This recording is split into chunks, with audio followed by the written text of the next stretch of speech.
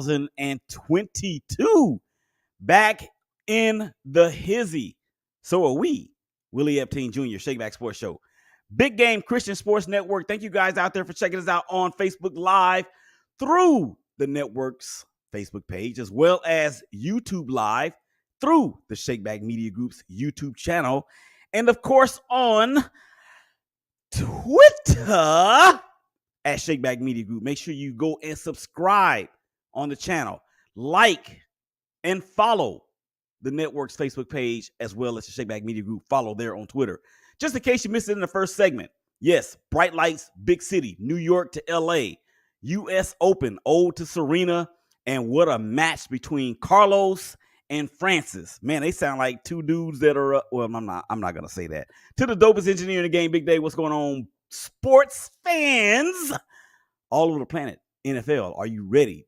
Man, I am. I tell you what, we're going to go ahead and pay these bills, and we're going to get right to it because there's a lot that we got to get into. Before we move any further, though, let's go ahead and pay these bills. Second segment, it is being brought to you by the Big Game Christian Sports Network. That's right. Join us all year long as we celebrate 10 years of independent media coverage, all while staying true to our original call. Thank you for riding with us for the last 10 years. We are the BGC Sports Network, a.k.a.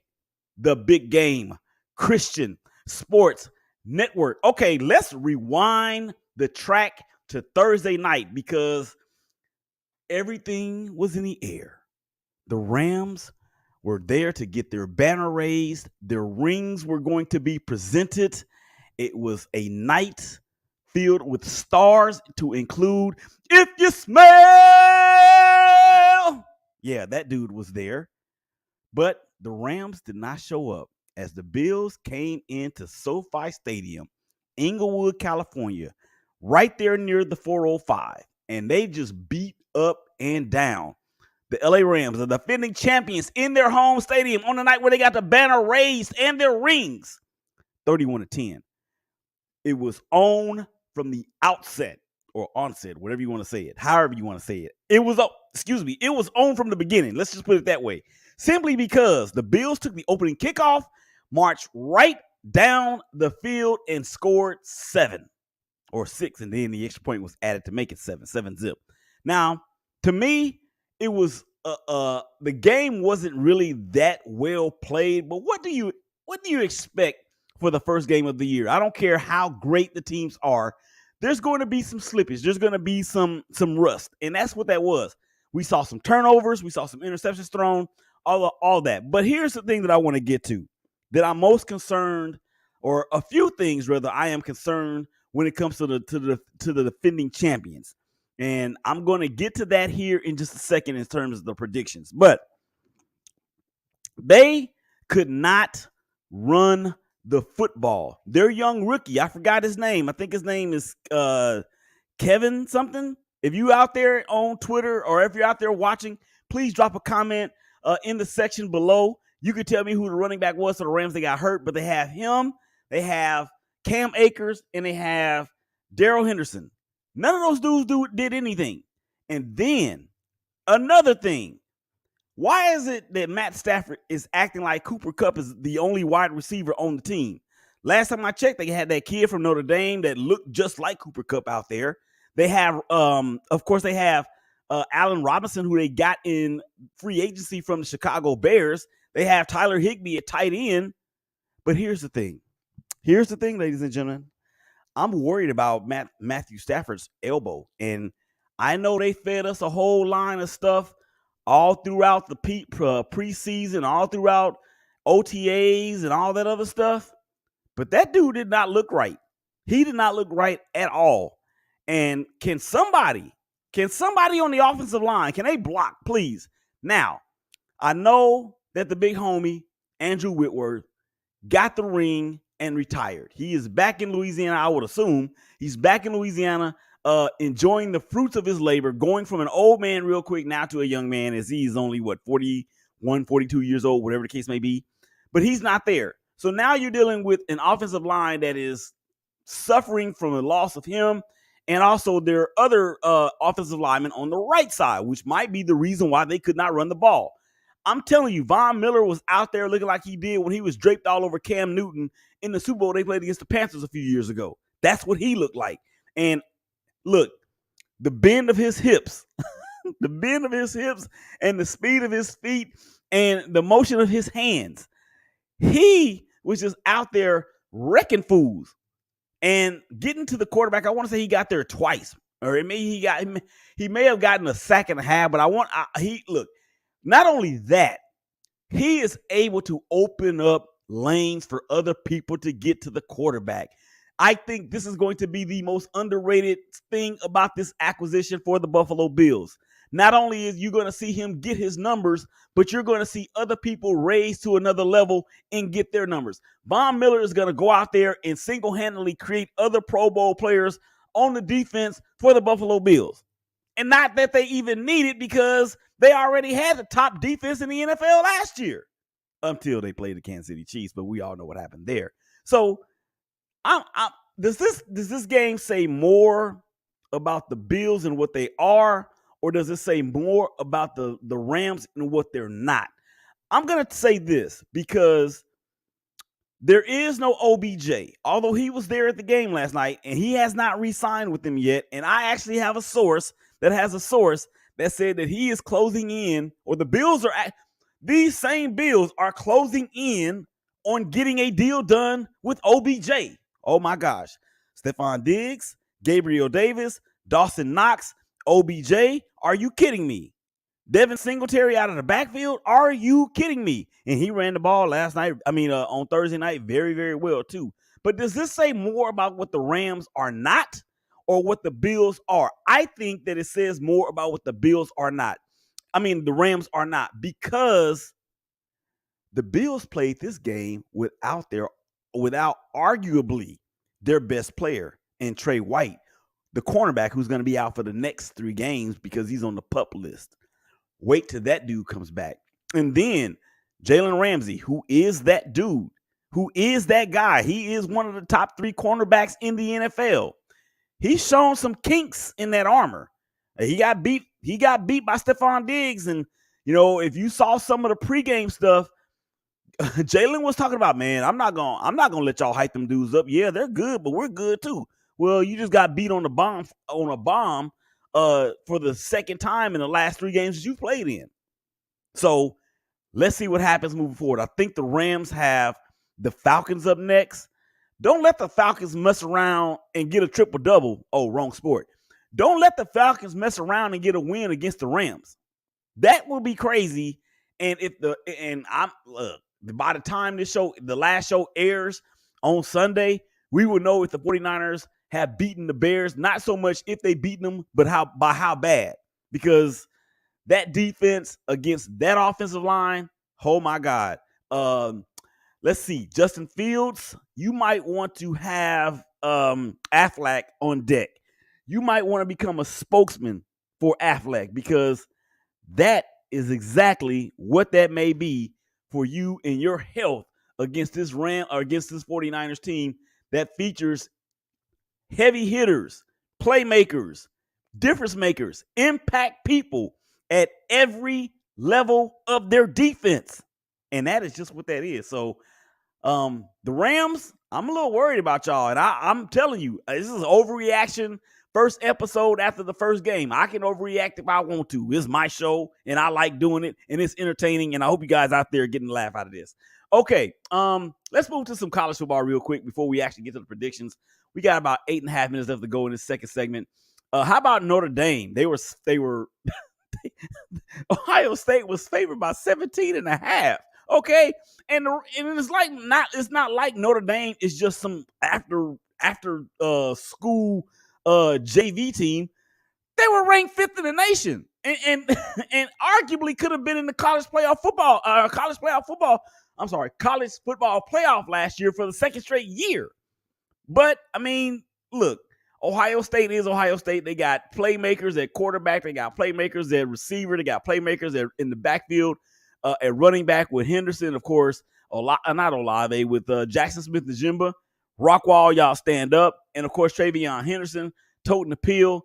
That was a phenomenal game. I thought Notre Dame, man, if they would have just been able to just hold on one more time on the defensive side, then it may have been a bit of a different turnaround. But I can tell you this much: a whole lot of people probably lost a whole lot of money based on that game because they being no Buckeyes, did not cover the spread whatsoever. So, what about USC and Stanford? I appreciate you, big bro, Shaman. Man, you jumping ahead of me. Just hold on. I'm going to get there. It's going to be in the second segment. In the third segment. So you're going to have to download the TuneIn app, search BGC Sports in the old search bar. I will talk about that in the third segment, but I appreciate you chiming in, my brother. Okay, let's move on to the next game, which, how about Georgia? Man, look, does this say more about Georgia or more or less about Oregon? I think this may say less about Oregon because is Oregon really the 12th best team in the United States? Well, not after that performance, getting drubbed by 39 points. And the offensive coordinator, is it the defense coordinator from Georgia last year, is now the head coach at Oregon. So you know, he wanted to put up a decent performance against his old boss in Kirby Smith. But that Georgia team, man, it's like they might supplant Alabama as that team that just continues to reload. They don't even reload. They're stockpiled. They got 3 tight ends that will be playing on Sundays one day, probably all at the same time. They're going to get drafted maybe in the first 2 to 3 rounds all together. I'm sure of that. So they go out there and they beat down the Ducks and the Pac-12 and the what it is. I mean, the Pac-12 is hanging on by a thread.